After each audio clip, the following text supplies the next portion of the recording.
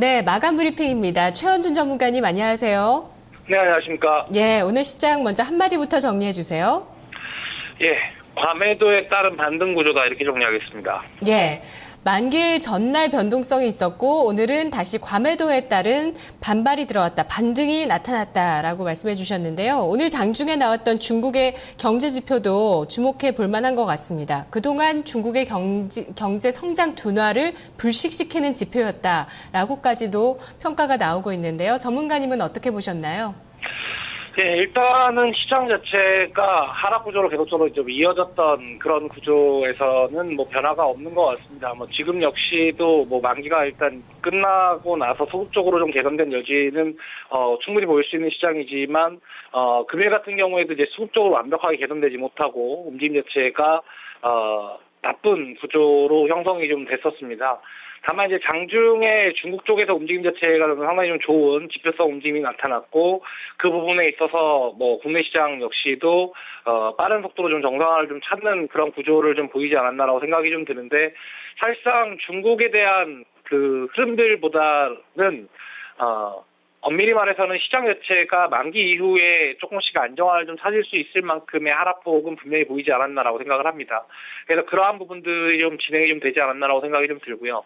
물론 이제 중국의 무역자가 나타났다라는 점, 특히 이제 무역 지표 자체가 계속적으로 좀 좋지 않았다라는 점, 무역 수지에 대한 위기감을 계속적으로 시장에서 고조시켰다라는 점이 오늘 어떻게 보면 서프라이즈성 지표가 형성이 좀 됐다라는 부분이 시장에 분명히 도움은 됐겠지만 국내 시장의 여지껏까지의 포커스를 본다라면은 만기를 앞두고 중국에 대한 무역 수지에 대한 경계감이 있어가지고 한번 하락을 줬다가 10시 반 이후에 오히려 상방 구조를 좀 전환함으로써 중국 시장의 반응을 좀 하고 중국 지표의 반응을 좀 하는 그러한 모습을 좀 보였을 때 사실상 움직임은 뭐 상당히 나쁘지 않았다라고 볼 수가 있겠죠.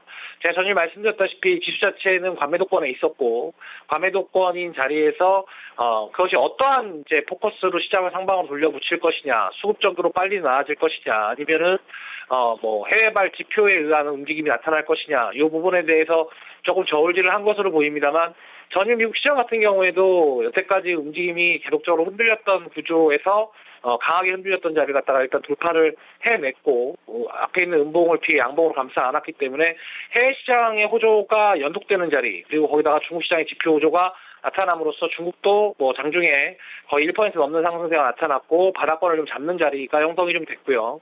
그런 부분에 있어서 우리나라의 만기가 거의 끝나간다는 그런 점, 그런 부분들이 수급에 대한 조금 불안감에도 불구하고 지수를 반등 구조로 이끌지 않았나.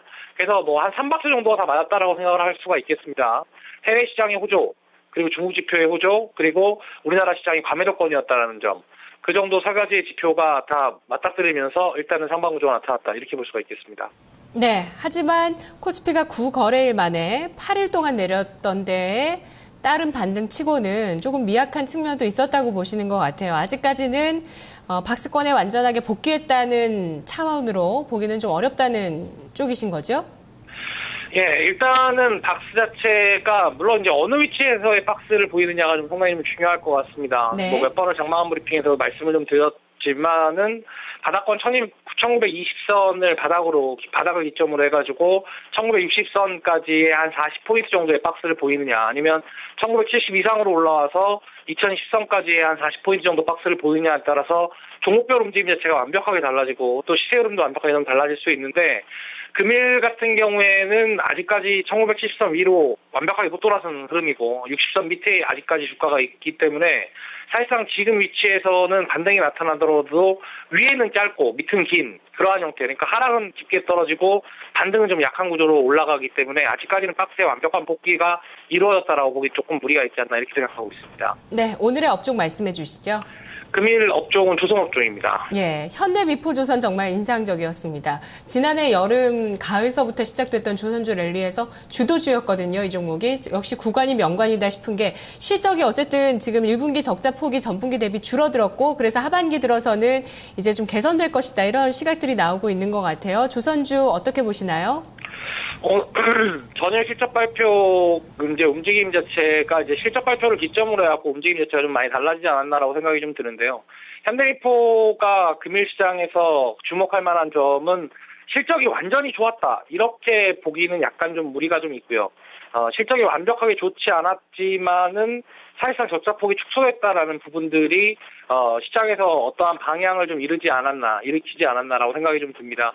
그러니까 이 부분들을 우리가 보통 이제 해석을 할 때 이렇게 좀 해석을 하면 되지 않나라고 생각이 듭니다. 물론 어저께 이제 장마간 이후에 현대이프의 실적이 발표가 됐지만 지금 오늘 같은 경우에도 시장의 예상치에 부합하는 실적을 네이버가 냈고 또 종목들 같은 경우에도 뭐 얼마 전에는 금호석유 같은 경우에 실적이 아예 호조가 나왔는데도 불구하고 미포 같은 그런 강한 반등은 없었단 말이죠.